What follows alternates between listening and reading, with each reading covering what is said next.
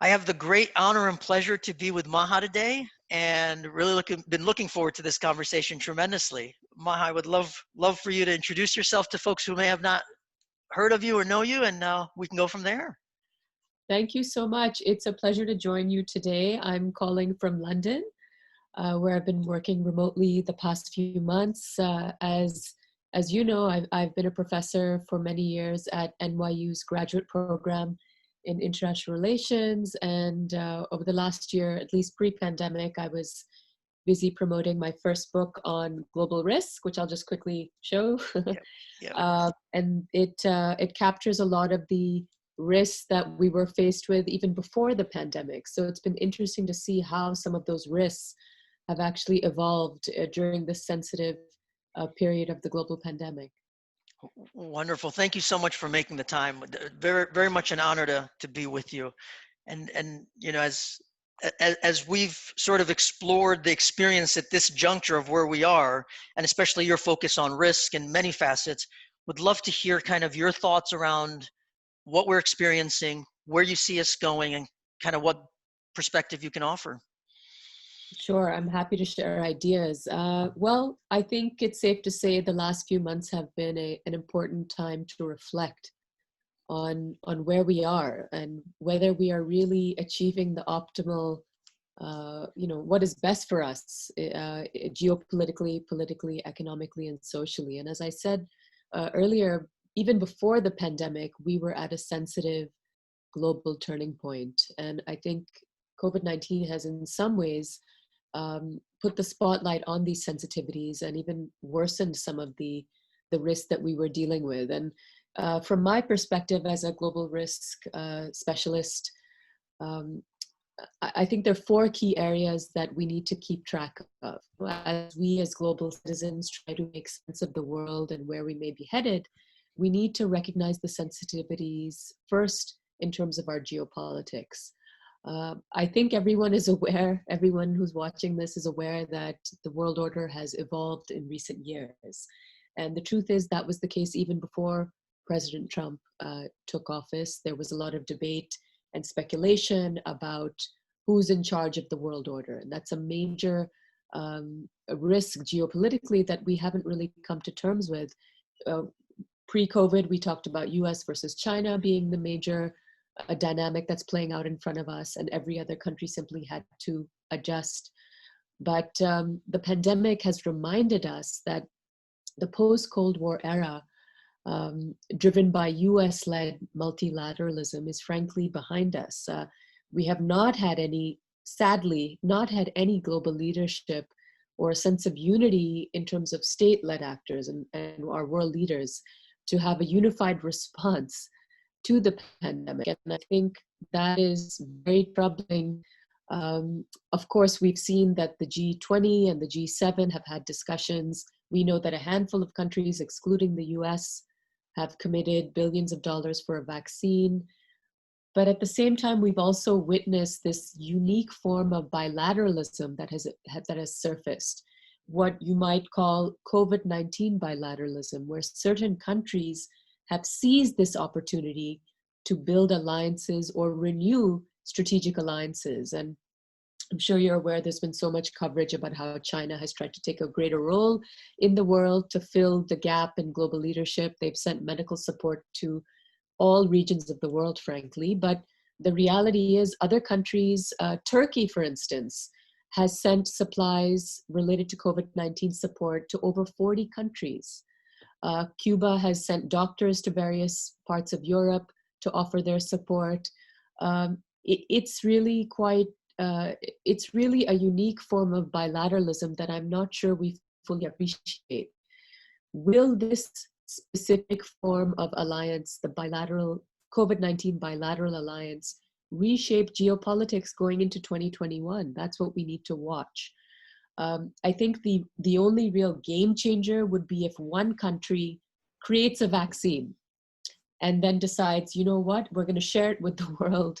I think that would really reshape our world order. You know, if China were to come up with the vaccine and offer it relatively cheaply or even freely to other parts of the world, I think we would certainly have to have another debate about who's in charge of the world order.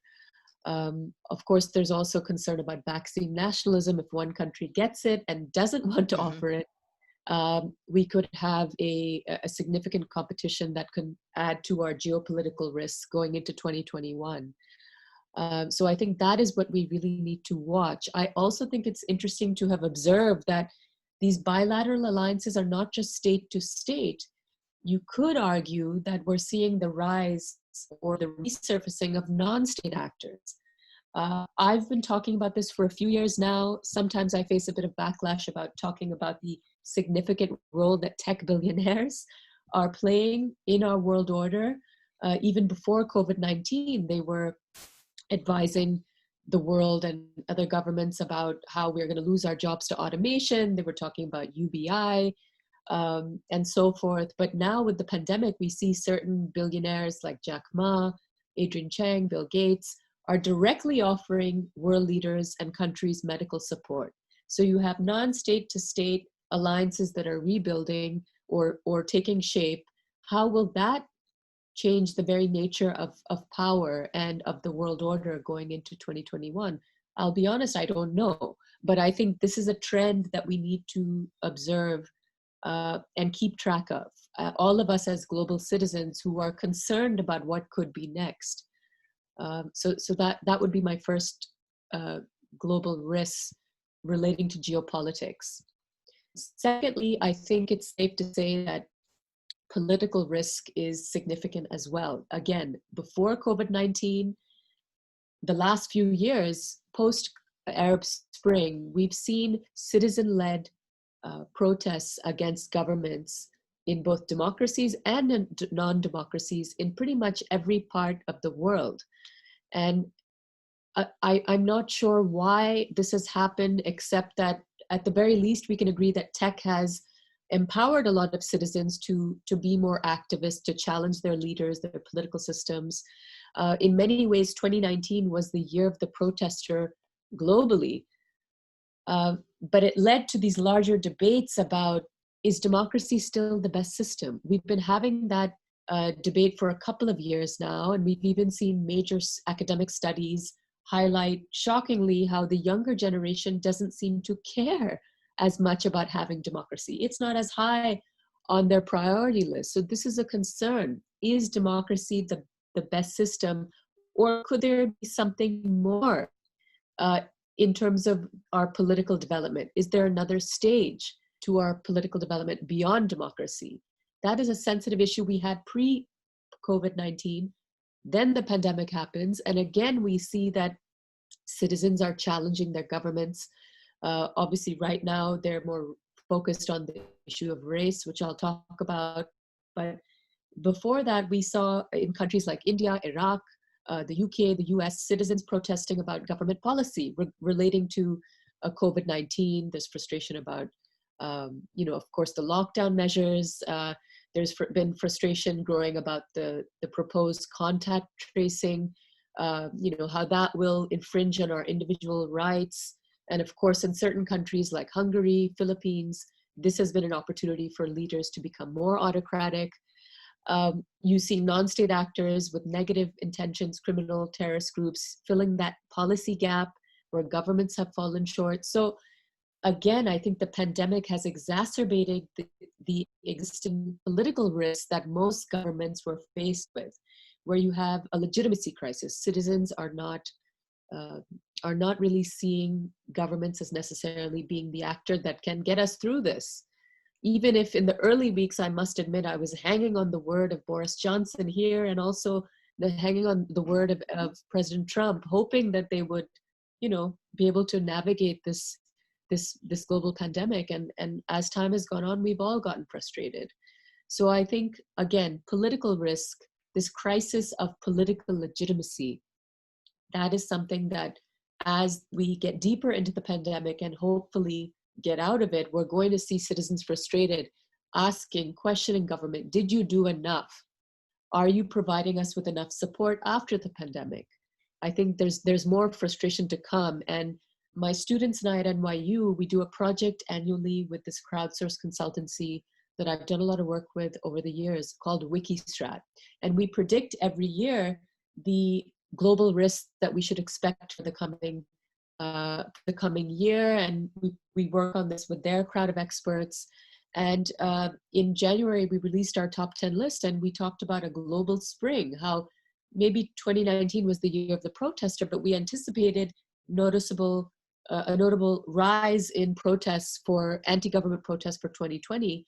Of course, we had a bit of a lull because of the pandemic, but I feel like this trend is going to continue as the world comes out of this pandemic, and look for more of these anti-government movements to be brewing in 2021. And I would really hope that we would have more discussions about whether there's a need for us to reimagine the social contract with that sensitive relationship between citizen and government, because clearly something is not working, whether it's a democratic, a non-democratic, or something in between, a political system.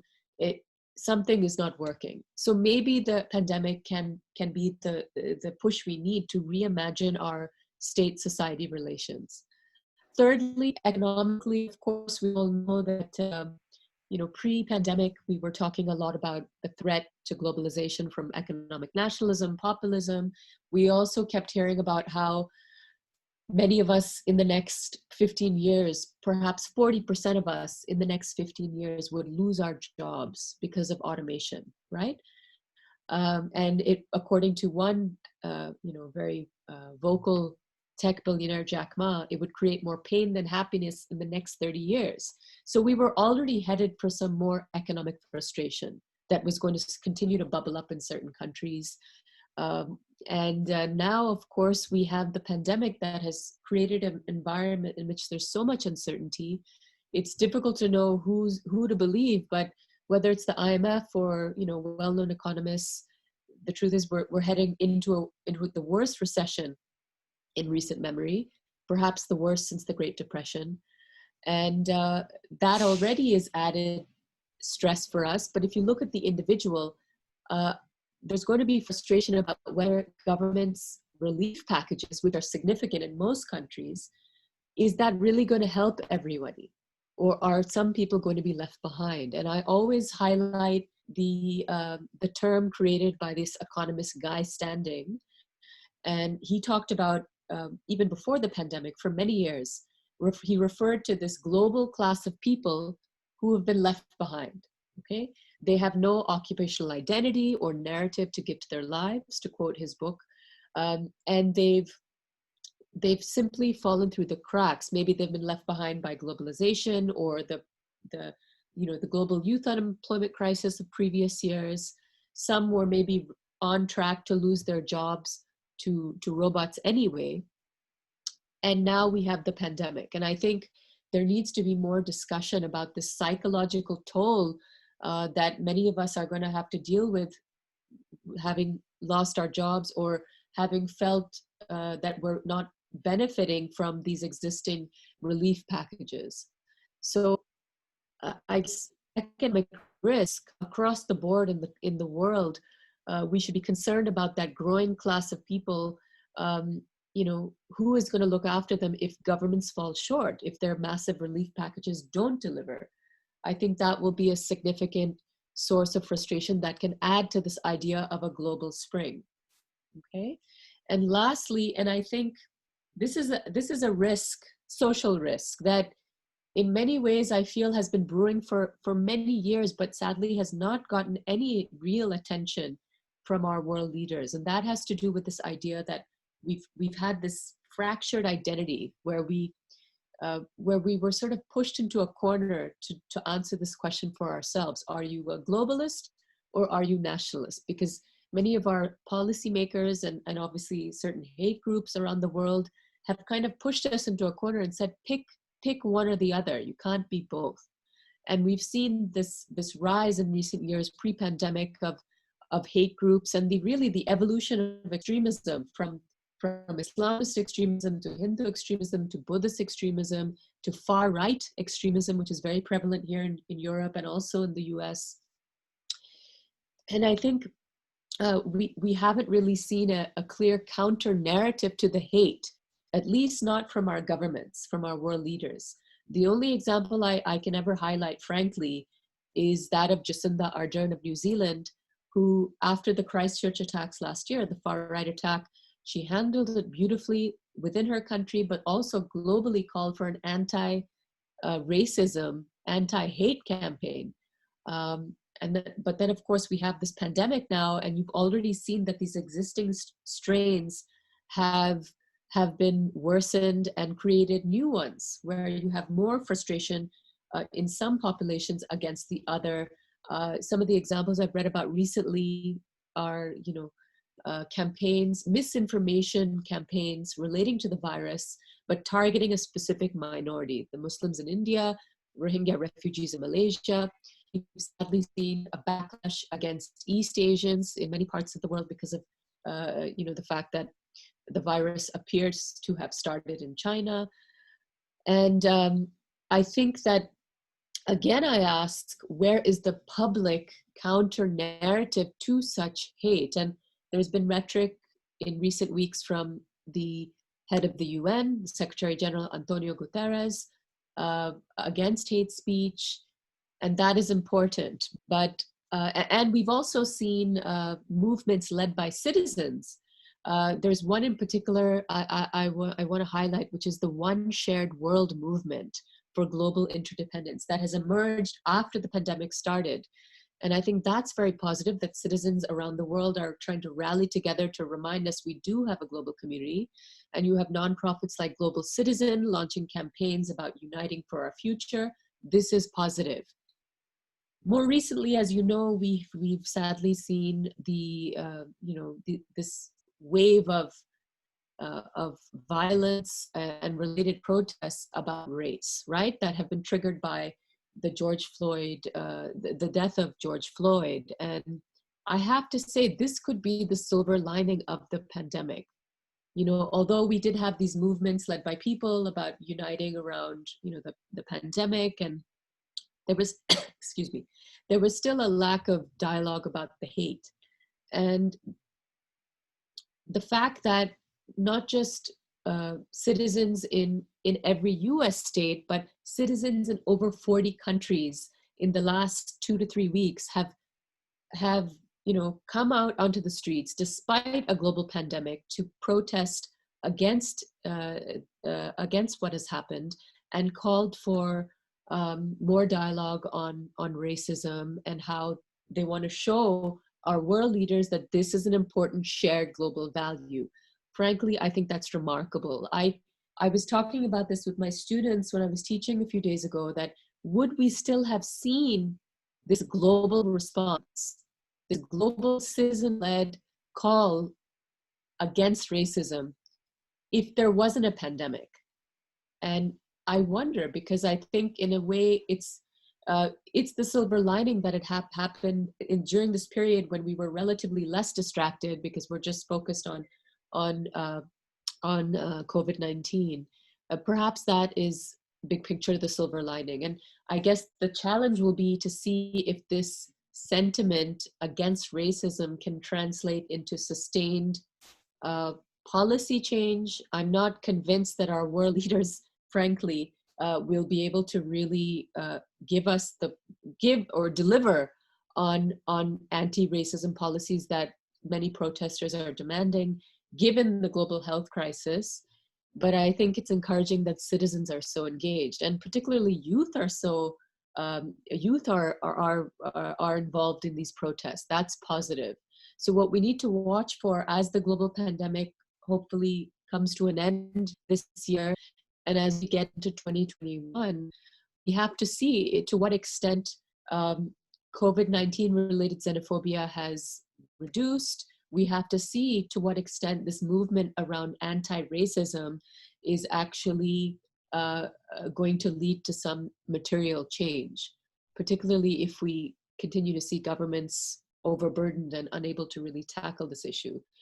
So that's my view of the world today and where we could be headed. Largely, sadly, not so positive. But I think, again, the silver lining is these identity issues that we've been needing to have a dialogue about on a global scale are being discussed. And I think that's positive. And I think as global citizens, we need to think about what do we want our world order to look like going into 2021 as we, as I said, hopefully, fingers crossed, emerge out of the pandemic?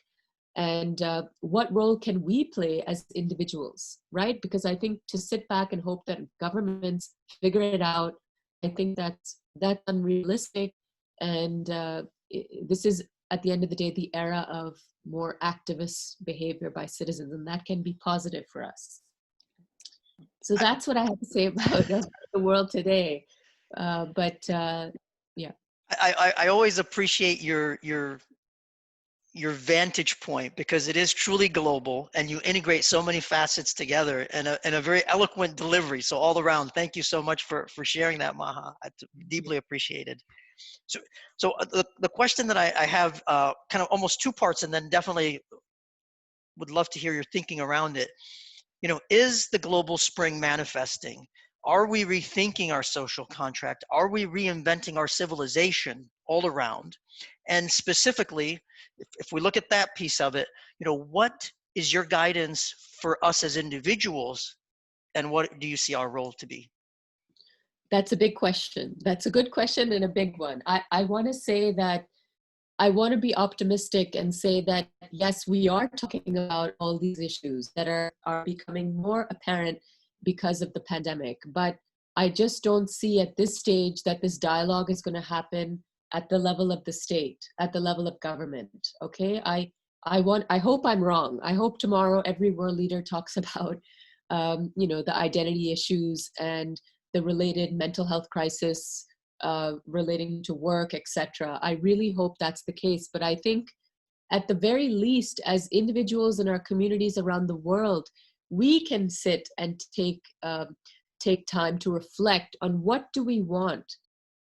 Clearly, as I said earlier, the political systems as they exist today are not delivering what perhaps we feel we deserve. Something is not working. So it would be remarkable if we could have more dialogue about what we expect of our governments going forward into 2021.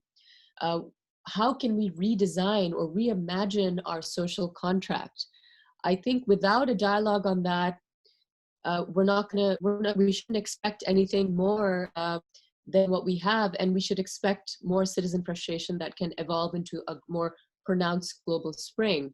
I think the other point we need to reflect on in terms of the political space is that the political systems are evolving. We know that in most political contexts, the citizen is something, the tech-armed citizen cannot be ignored, right? And that's something that has to be factored in to the social contract. We also know that in many parts of the world, and some people take issue when I say this, there is a growing role being played by the activist billionaire. I mean, just look at the pandemic period. There have been so many tech billionaires in particular that have not just been charitable, but tried to, talk about policy, point us in the direction of where we may be headed. And I understand the backlash against tech firms, and we can't ignore that. But is it possible that part of our evolving political order will involve first, an acknowledgement of the tech-armed citizen who is more engaged, who is more activist, but also involves the billionaire or the tech billionaire in some capacity. I also want to say, and that if you look around the world today, the countries that were most effective in handling the crisis have been countries which have happened to have leaders who are women. It could just be a happy coincidence, but perhaps it's time for us to have more dialogue about getting more women into the political space. This COVID-19 pandemic can be a way to push forward. Another idea that I'm developing in my next book, so it's the sequel to Future World Order, and it's called The COVID-19 Effect. How is COVID-19 affecting these different facets of global risk? Perhaps it's in order to help cope with this ongoing legitimacy crisis involving governments and the pandemic, maybe we need to look for some sort of COVID-19 ministry or department that's dedicated to handling, the long-term consequences of what we'll be dealing with. So I don't know if I've directly answered your question, because the point is we need to have this dialogue about what do we expect going forward of our political systems. But at this stage, I just don't see a conversation happening with our governments, right? Mhm. We're going to be spending a few more months at least questioning them. Did they do enough for us? You know? So that would be my response to that. I'm forgetting the second part of your question. Really, the role of the individual and what we can do. Yeah, I think, like I said, the global protests regarding race are important. I think that should continue. But I also think I think there's also a need to think about the idea of what is our role in society if our work was already going to evolve in the coming years because of automation, everything is going towards tech. Is it time to start to think about how we need to reimagine our relationship with our work?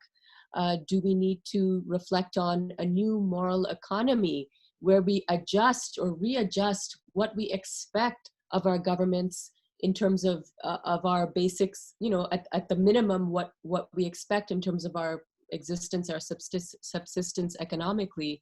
I think that will be important, but to make sure we're talking more directly about this emergent class of precariats, people who are who were already falling through the cracks, and now presumably that group will grow as some people do not benefit necessarily from the relief packages, and if maybe sadly not everyone will be able to go back to the job they had before the pandemic. It's just the reality.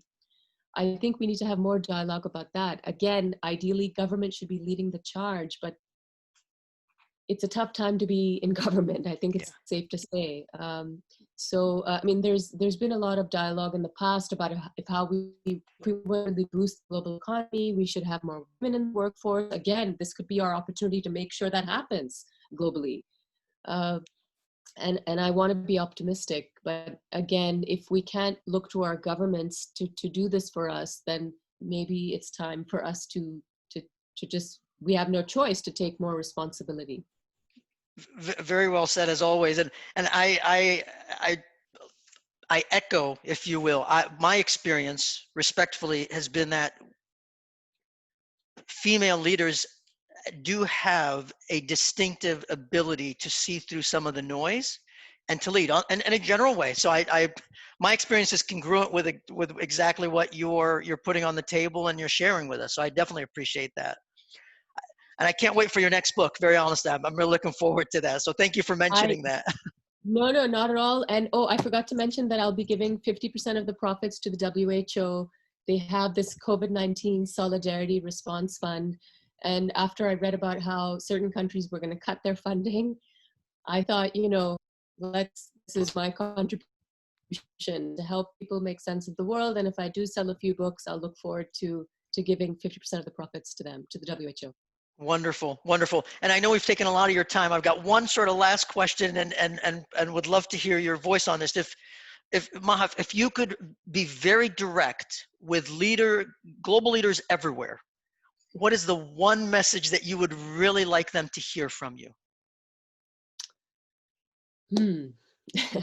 There's so many issues that we're dealing with related to the pandemic. So it's I think it would be hard to pinpoint one, but I guess if I had to, I think they need to be more aware of the psychological toll that the pandemic has taken on us and will continue, right? And it's going to extend not just in terms of, we've been under lockdown for so many months and, it's a struggle, but the fact that some of us will have to deal with the fact that we're not going to be maybe in the same career, the same job, the same pay scale because of what's happened. And again, it adds to our stress. I think governments need to be talking more about that, because if you have a lot of people who are, going through this mental health crisis, if you will, and you don't see support from your government, there's a risk of negative actors coming in and filling that gap, and that big picture is not good for our political, our political development. if we really lose full faith, if more of us lose faith in our leaders and our political structures, I think the long-term effect is definitely going to be heightened risk. And you know, the usual suspects who'd like to fill the gap, right? Depending on the political context, whether it's an extremist group or a hate group, or and so forth. So I think that would be the mental health, the related mental health crisis, I think needs to be dealt with more explicitly.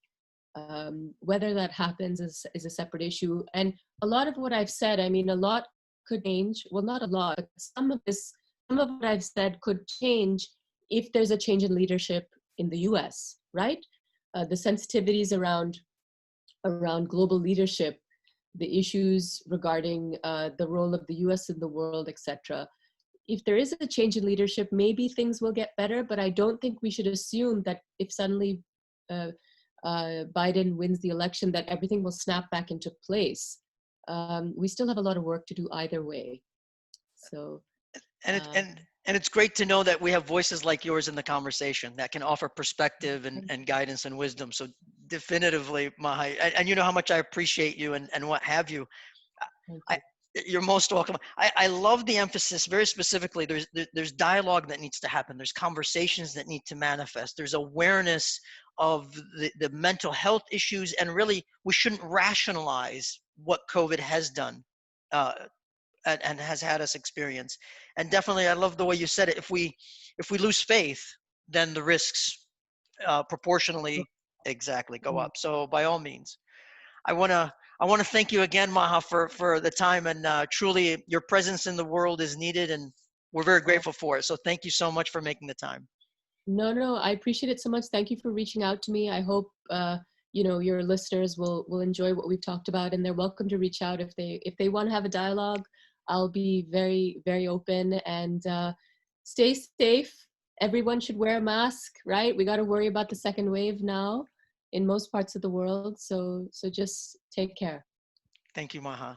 Thank you.